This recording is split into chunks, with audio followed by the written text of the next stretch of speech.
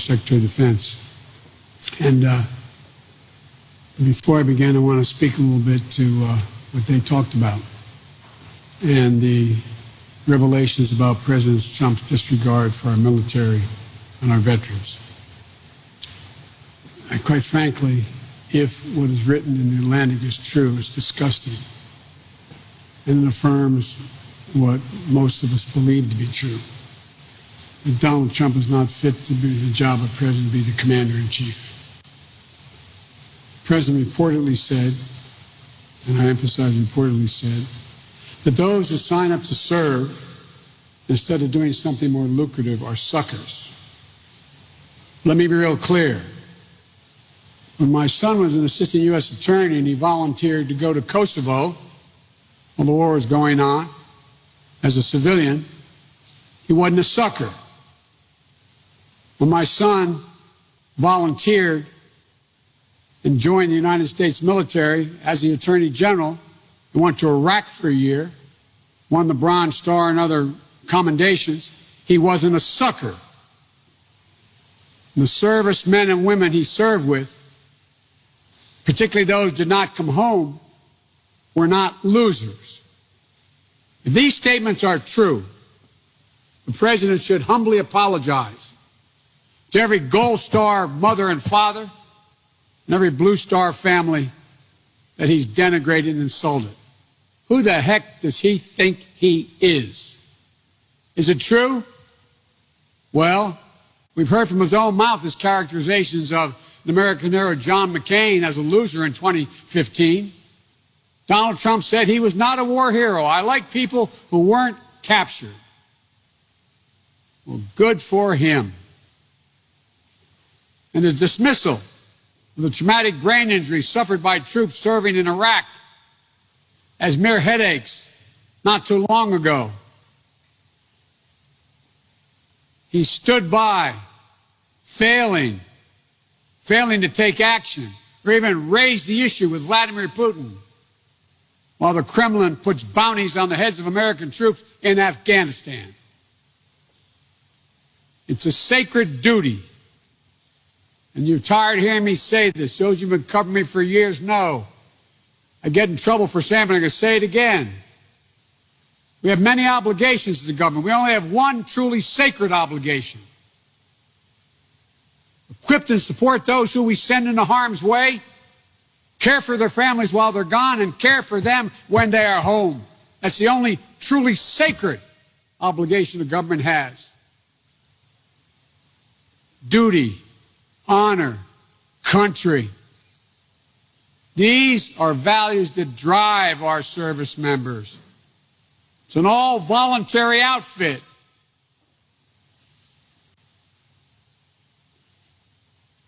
President Trump has demonstrated he has no sense of service, no loyalty to any cause other than himself. If I have the honor of being the next commander-in-chief, I will ensure that our American heroes know I'll have their backs, honor their sacrifice, and those who have been injured will be in military parades.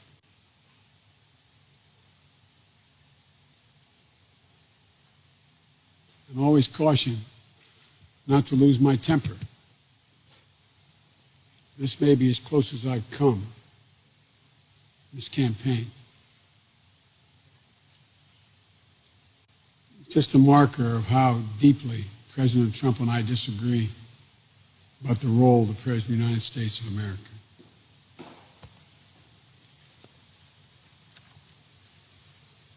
You know,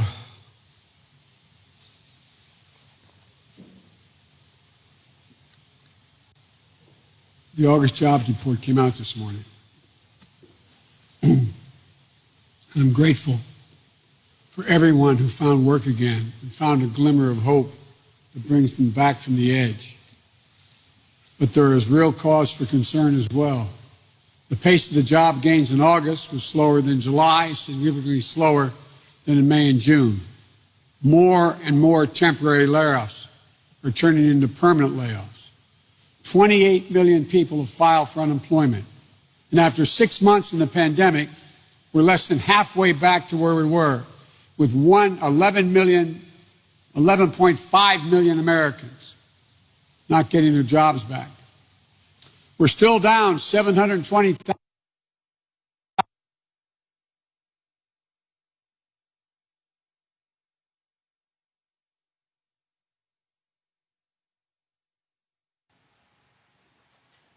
Talk to a lot of real working people. Ask them, do they feel like they're being left behind? Ask them, how do they feel about the economy coming back? You'll find they don't feel it. And that's why I'm here today to thank Paul Calistro and his team for hosting us at West End Neighborhood House here in Wilmington. All you can use tradition, doing God for us community is important. This has been around for more than 130 years. Through pandemics, wars, depression. West End has been here for generations. We're just looking for a chance, not a handout. Just a fair shot at a good job, a safe place to live, and a better life to pass down to their kids. This is a special place for the Biden family. My daughter Ashley, a social worker, was a caseworker here, helping young people who are aging out of foster care. When my son was the Attorney General, Bo came here, right here, to learn more about job training programs for those working toward a GED or a certificate for a good-paying job. When I was Senator and Vice President, there were plenty of economists I had around me to talk about every aspect of the economy. But I always think about the people who walk through the doors here, working people. White, black, brown, Latino. What are they doing? Are they okay? I knew if they're okay, as they walked through these doors, the economy was doing okay. If they weren't okay, we weren't doing well. That's what we should be thinking about in this latest jobs report. But the report reinforces the worst fears and painful truths. The economic inequities that began before the downturn have only worsened under this failed presidency. When the crisis started, we all hoped for a few months of a shutdown would be followed by a rapid economic turnaround. No one thought they'd lose their job for good or see small businesses shut down en masse. But that kind of recovery requires leadership. Leadership we didn't have and still don't have. And as a result, economists are starting to call this recession a K-shaped recession, which is a fancy phrase for what's wrong with everything about Trump's presidency. The K means those at the top are seeing things go up, and those in the middle and below are seeing things go down and get worse. It's no surprise, because at root of this is the fact that Trump has mismanaged the COVID crisis, and that's why it's a K-shaped pandemic. First, the president's chaotic mismanagement of the pandemic is still holding us back. Compared to other major industrial countries in Europe and Asia, during the pandemic, our unemployment rate is still more than double, while other nations have only gone up by half. Why? Because the president has botched the COVID response, botched it badly. I've said from the beginning, we can't deal with an economic crisis until you beat the pandemic. You can't have an economic comeback when almost 1,000 Americans die each day from COVID, when the death toll has reached about 200,000, when more than 6 million Americans have been infected, when a million more worry about getting sick and dying as schools and businesses try to reopen. We all know it didn't have to be this bad. It didn't have to be this bad to begin with if the president just did his job. If he just took the virus seriously early on in January and February as it spread around the globe. If he just took the steps we needed back in March and April to institute widespread testing and tracing to control the virus. If he provided clear national scientific-based guidance to state and local authorities. If he just set a good example, like social distancing and wearing a mask. It's not too much to ask. It's almost like he doesn't care. He doesn't affect him. because it doesn't affect him or his class of friends. Anyone with a big enough checkbook can get rapid tests on demand. If you don't, you might have to wait in line for hours and wait for weeks to get your result, if you can get them at all. If you have the kind of job where you can work from a laptop at home, remotely, risking getting COVID is very small at work. This job report shows that 37 million people reported teleworking in August. But if you work in an assembly line, or a checkout counter, or a meatpacking plant, or drive a truck, or deliver packages, you're at much greater risk. And the job report shows that more than 27 million workers reported that they couldn't work or lost hours because their employer had to close or lost business due to the pandemic. If you can hire a private tutor or have a live-in child care, you can balance being a parent and remote schooling. If you can't, you have to do your job and be a teacher all at once. Jill and I have held briefings on reopening of school safety 2 days ago, asking the question, as we hear so many parents call and ask us, educators as well, who feel like they're in an impossible situation. What are they supposed to do with our children when the president has made it so hard for schools to reopen safely? What's the alternative when it's devastating to keep them isolated from their friends and their support systems? I also said earlier this week, to the shock of many, that we lost more cops this year to COVID than on patrol. It's a reminder how an already dangerous job, law enforcement, has gotten more dangerous because of Trump's mismanagement. What may be just as shocking is many other jobs have also become dangerous due to COVID. Being a healthcare worker is now more dangerous than ever. We've lost hundreds of them this year because they weren't protected from COVID on the job. Being a meat packer is more dangerous than ever. So many have died due to getting COVID at work. Work for waitresses and waiters and transit workers, all have become more dangerous with so many dying of COVID.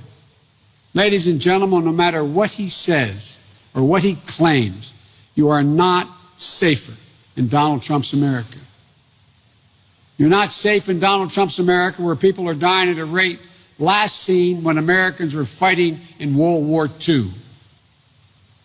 Donald Trump's malpractice during this pandemic has made being a working American a life or death work. And while there's a disproportionate impact on Black, Latino, and Asian Americans and Native Americans' working class communities, white working class communities are being hit hard as well. Opioid deaths, for example, are up during the pandemic, another crisis that Trump continues to all but ignore. In the meantime, Trump and his friends have strong views about what the rest of America should do. Quote, cut unemployment benefits to force people to go back to their jobs, end of quote. Defund Social Security and eliminate Obamacare in the middle of a pandemic, end of quote. Reopen public schools without resources or guidance. Reopen Main Street business without protection for workers so corporations can continue to soar. This is their plan. Second, and similarly, the economic pain remains unrelenting for millions of working people of every race and background who aren't getting relief they need. Meanwhile, wealthy are doing just fine, some better than ever. This divergence in fortunes is unique to any recession in recent memory. And the painful truth is, we just have a president who just doesn't see it. He doesn't feel it. He doesn't understand.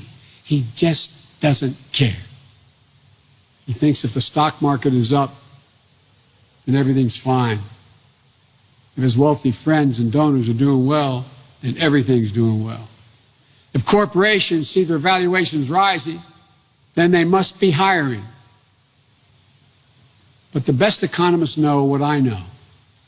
I have learned growing up in Scranton and Claymont, Delaware, up the road. places where folks aren't invested in the market like wealthy Americans. A measure of our economic success is the quality of life of the American people. And if your stock soars, families teeter on the brink of hunger and homelessness, and our president calls that success, what does that say about what he values? When you see the world in such a narrow prism, it's no wonder he doesn't see nearly 30 million Americans on unemployment. 1 in 6 small businesses that are closed right now. He doesn't understand what life is like for people walking by their boarded up shops. Educators afraid that doing their job, that job they love, will bring the virus home to the people they love. Or a parent searching for health insurance now that the furlough has turned into a layoff. No wonder he doesn't see the single mom forced to wait in a 3-hour food line. So for the first time in her life, so she can feed her family, because she's now part of the 1 in 6 households with children that don't have enough to eat. He wants us to believe that we're doing better, to keep it up and not notice that this remains the worst economic situation since the Great Depression. And our country faced a historic divergence in our way of life. Which gets me to my third and final point, and what the American people really need to understand. All the pain and suffering stems from President Trump's failure to lead. His sheer inability and unwillingness to bring people together. He likes to sign executive orders, actions for photo ops, but they're ill-conceived and could do more harm than good. He says protecting renters from eviction. That's what he's doing. But he's not giving them any support to pay the rent when it comes due. Millions of Americans will only be left with the terrible choice between eviction and living in the streets, or paying back rent they simply don't have, when there was an answer offered and rejected. He says he's continuing to provide enhanced unemployment insurance payments, but he cut the amount that everyone on it received, leaves them on the edge when it runs out in a few weeks or sooner. He should be doing his job of calling congressional leaders together immediately to get a deal and deliver real results for the American people. This is the first president in the middle of a crisis I've never seen has called Congress into the Oval Office. If I were president, that's what I'd do, and I'd get it done like previous presidents. Rentals, food, unemployment assistance, tens of millions of struggling Americans, student loan relief, small business support, and aid to schools and state governments that are going bankrupt. And as long as this pandemic and the accompanying economic catastrophe persist, no one should have their water or power cut off because they can't afford to pay the bill. Bottom line, Mr. President, do your job. Get off your golf course and out of the sand bunker. Call the leaders together in the Oval Office. Sit with them and make a deal. Make a deal that delivers for working Americans and eases their anxiety and pain. In July, I laid out my Build Back Better plan for an economy that works for everyone. Over the next 3 weeks, I'll be laying out the sharp contrast my plan has with the president's non-plans. I'll be asking the American people 3 basic questions. Who can handle the pandemic? Who can keep their promises? And who cares about and will fight for working families? Like the people here at West End, throughout this pandemic, they found their way to keep the center open safely and provide for critical services. No one here has been laid off. They adjusted their spaces for social distancing. They started a lending program to help local businesses, hair salons, and other small businesses. They continued their child care services, which is critical for so many working families. By pure courage, heart, and grit, they never give up and they never give in as to pursue the full promise for America.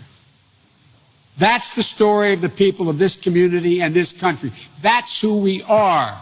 Give ordinary Americans just half a chance, And they never let the country down. They'll do extraordinary things. They'll never let us down, unlike the current president. And unlike the current president, I won't let you down either. That's what this election is about. Helping people unite, get together, move this country back in the direction that we can be. There's nothing beyond our capacity. Nothing. If we just do it together. Thank you all, and I now take your questions. I guess, are you calling on people, or how am I don't have a list, so you go ahead and call.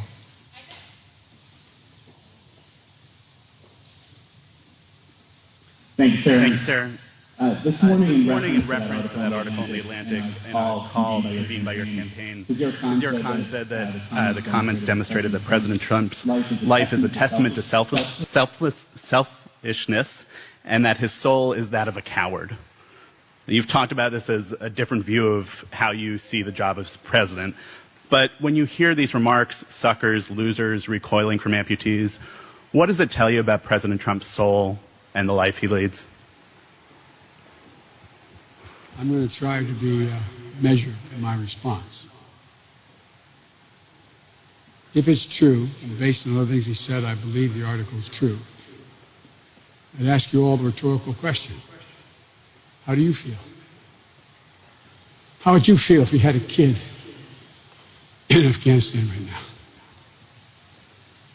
How would you feel if you lost a son, daughter, husband, wife? How would you feel, for real? I know that's not your job to express that feeling, but you know. You know in your heart, you know in your gut. It's deplorable. It's deplorable. As I've said many times, I'll say again, these folks are the backbone of America. They're the heart, the soul, the grit. That's what patriotism is about.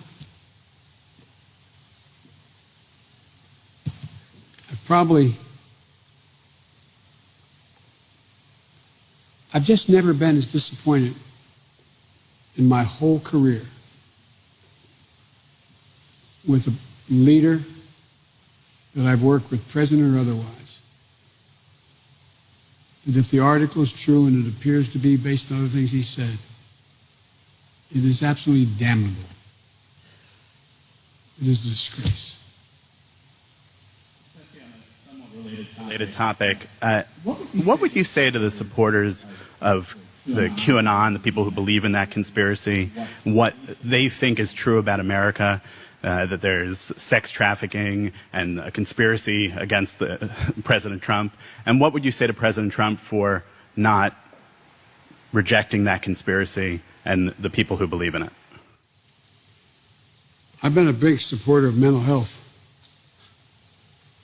I'd recommend the people who believe it maybe should take advantage while it still exists in the Affordable Care Act.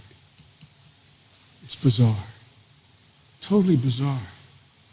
And now, have you guys found that plane load of people in uniforms and weapons and flying around? I mean, you know, have you found them yet? Is anybody even from, and by the way, I respect conservative and liberal points of view in the press. Anybody found that plane? What in God's name are we doing? Look at how it makes us look around the world. It's mortifying. It's embarrassing, and it's dangerous. It's dangerous. If the president doesn't know better, which he has to know better, then my Lord, we're in much more trouble than I ever thought we were. It's bizarre. And, you know, this is a case where, you know, I've been surprised, pleased but surprised, with folks I've had political arguments with, like the former governor of Michigan, coming out and endorsing me. All the Republicans are endorsing me. They're rich where I am. That this can't go on. I mean, this cannot go on. It's a deconstruction of a democratic system. They know it. So I just,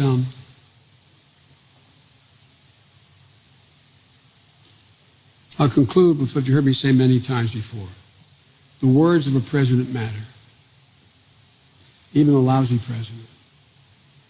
It gives succor, it gives encouragement to people who are spouting irrational views that no one has even close to ever presuming or showing ever existed. And it's done for a simple reason. From the very beginning, he's understood the only way he could win the first time and can win this time is he fundamentally divides the nation. Puts the nation, divides us all at each other's throats. That's not who we are. That's not who we are.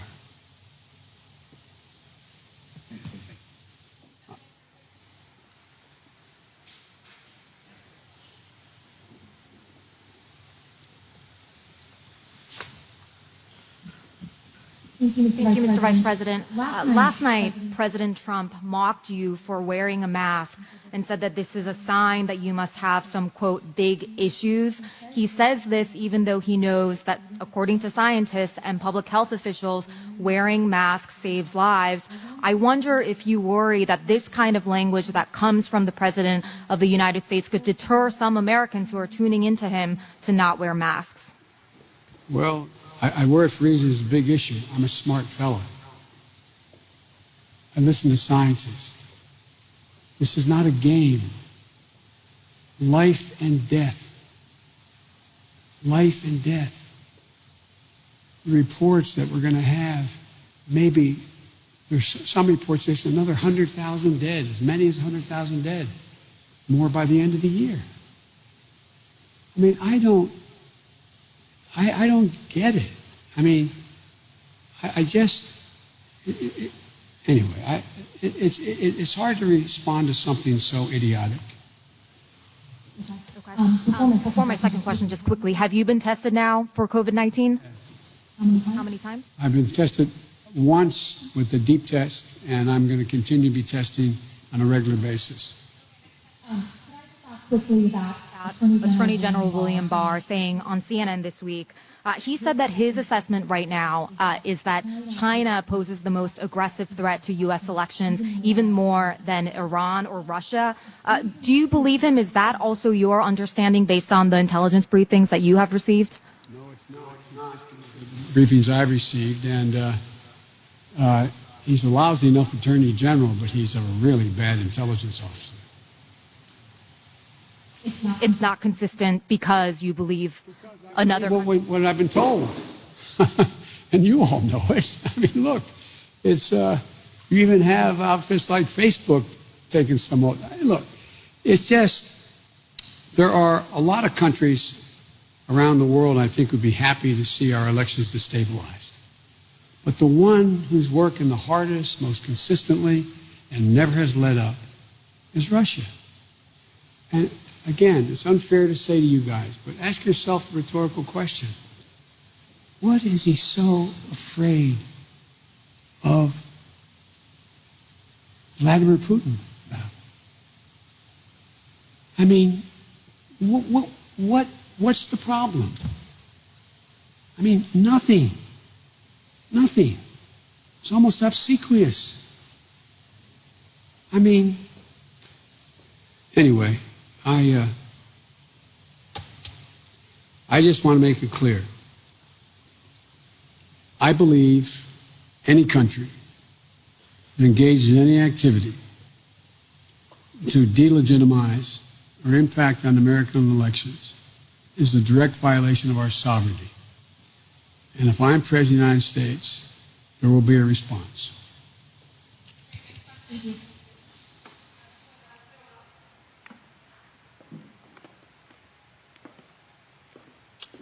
Sir, it's been a couple of weeks now since you announced Senator Harris as your running mate, and we haven't seen her out very much, including yesterday in Kenosha. Why is that, and what role do you see her playing in the final 2 months? She's been on the road. She's out herself. The role is that, just like when Barack and I campaigned, we tried to cover as much territory as we could, and both of us out campaigning. She is an incredibly competent candidate. She is doing a great job. There will be times when we're together, but there's a lot of territory to cover. I talk with her almost every day. I speak with her. We work together. And I have great confidence in her. There's nothing about not campaigning together. It's about being able to cover more territory. This is a second question.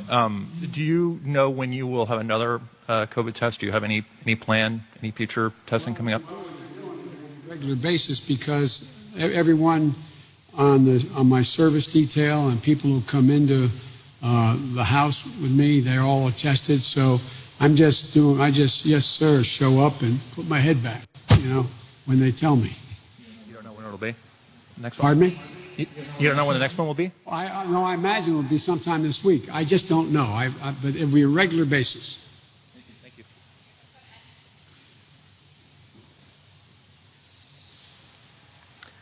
Thank you, sir.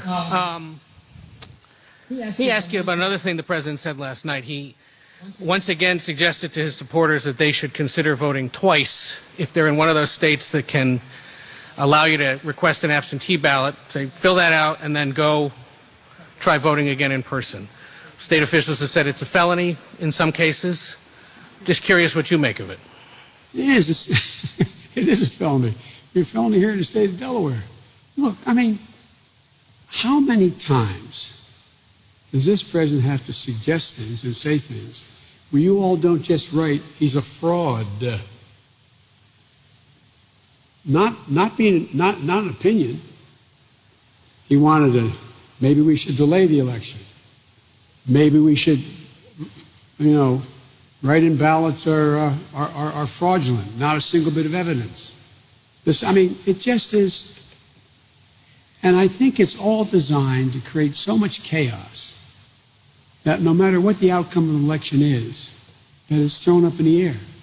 That must be his reason, because, he says and does things that no other president that I'm aware of in American history has ever done. And we all go, well, there's another ridiculous, illegal, inappropriate thing he said, but we said so many of them, it doesn't matter. It is, it just undermines the legitimacy of our democratic process. And it's dangerous. You said today is the angriest you've been as a presidential candidate? But you said you're trying to restrain yourself. There are a lot of people out there who are supporting you or are inclined to not vote for the president who would say, why isn't Joe Biden angrier about all of this? Because presidents of the United States should be presidential and should lead by example, as well as make clear exactly where they stand. Getting down in the gutter like the president does, saying things that I'd be inclined if we were behind a barn somewhere, would be a different thing. But that's not the job of a president. The job of a president is to set an example. My anger is real because I must tell you, I carry, and I deliberately didn't bring with me today, Delaware National Guard had a pin made up. That's a gold star that was made up for my son Bo, who didn't die in the field. And I always carry it with me. And I didn't carry it today because I was worried that if I focused too much on it, that I would engage in some of the kind of language the president has used. But I just think it is sick. It is deplorable. It is so un-American. It is so unpatriotic. And then watching him this morning, while I was shaving and the TV on, talking about he never said anything like that. He honored John McCain. He's the reason why flags were flown at half-mast. Oh, wasn't that noble of him? He's the same guy that when the ship went into harbor, he made sure the USS McCain was covered. You couldn't see it. He's the same guy that denigrated John. He's the same guy who did a similar thing the way he talked about George H.W. Bush, who was shot down in the Pacific. I mean, but he just stands there. It's almost pathological. I've never said anything like that. No one's been better to the military. I just got to focus on what has to be done, not what he did, what I do from here, what gets done from here. Thank you, Mr. Vice President. If I could follow up on Ed's question about voting. We know the president has been attacking mail-in voting. He's even now suggesting his supporters vote twice. We also know that Russia has been trying to sow doubt about this system. Are you concerned at all that this messaging may be working, that your supporters may give up on voting by mail because they're concerned that it may be rigged? Yes, I am. That's why I try not to talk about it so much. Because we're playing, the more we talk about, there's two things he wants us to talk about.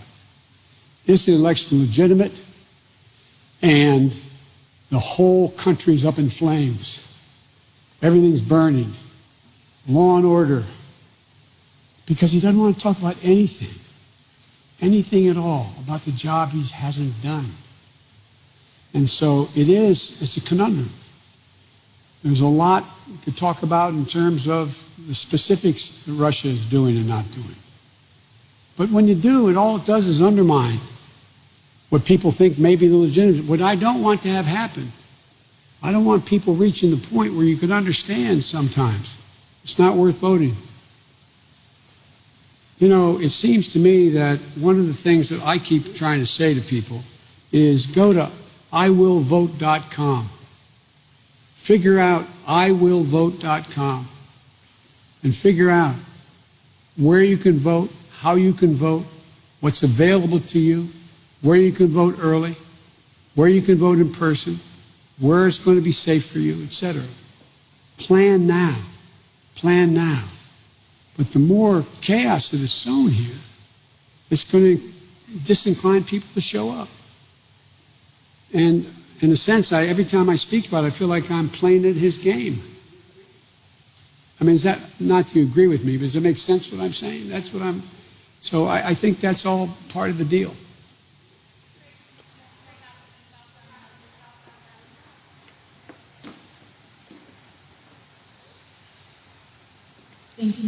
Thank you, Mr. Vice President. Going back to the jobless report from this morning, you had acknowledged that less than half of the 22 million jobs that were lost this spring because of the pandemic have been recovered.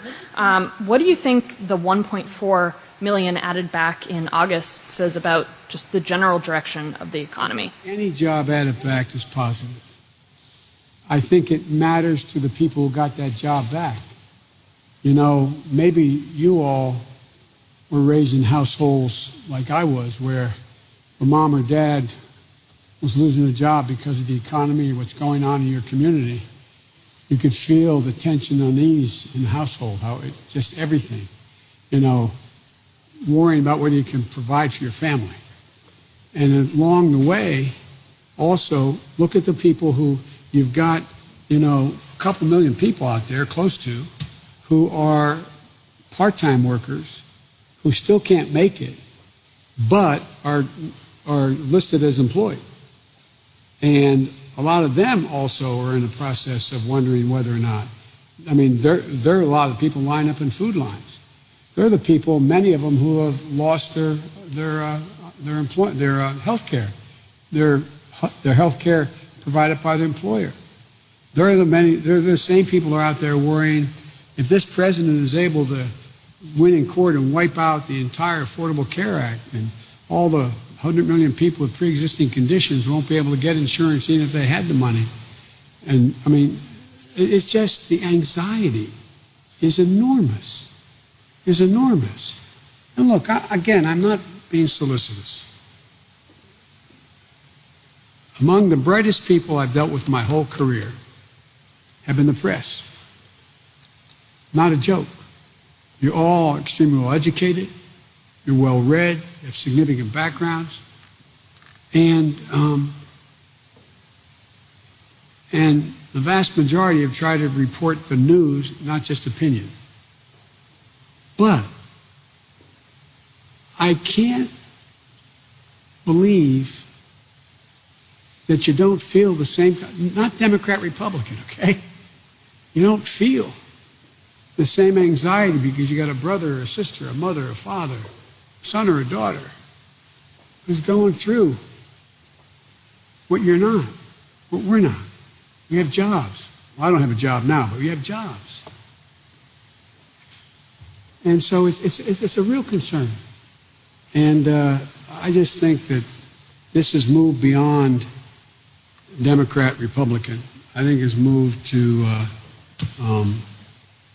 trying to put this country back together again so we can move.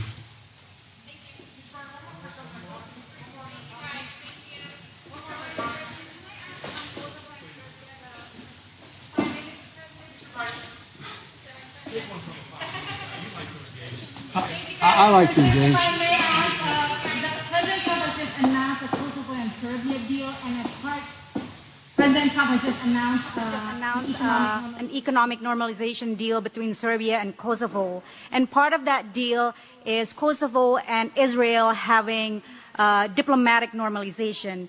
You have stated that you support a two-state solution in the Middle East. Would you support more Muslim-majority countries normalizing relations with Israel, even though it may mean that the Palestinians will lose leverage in their fight towards a two-state solution? Well, first of all, I don't know what the deal is you're referring to, okay? What I have argued relative to Serbia and Kosovo is that Kosovo should be an independent country, not a part of Serbia. I've spent a lot of time there. And so I don't know how, I assume that would reinforce that independence, but I don't know based on what's being said. I think normalization of relations among countries is by and large, in almost every instance, a good thing. To have a Muslim majority country normalizing relations with Israel in a generic sense seems positive to me, but I have to know the detail of what's happening, what's going on. And I don't know that, and you may be right, that would cause the Palestinians to lose leverage in a decision on a two-state solution. I'd have to look at it. In general, do you support more countries recognizing Israel? Oh, absolutely, I do. And I think that's the thing, recognizing Israel as an independent Jewish state. I think that's important. And but also, I believe that Israel has to be prepared to work toward a genuine two-state solution. Thank you all very much.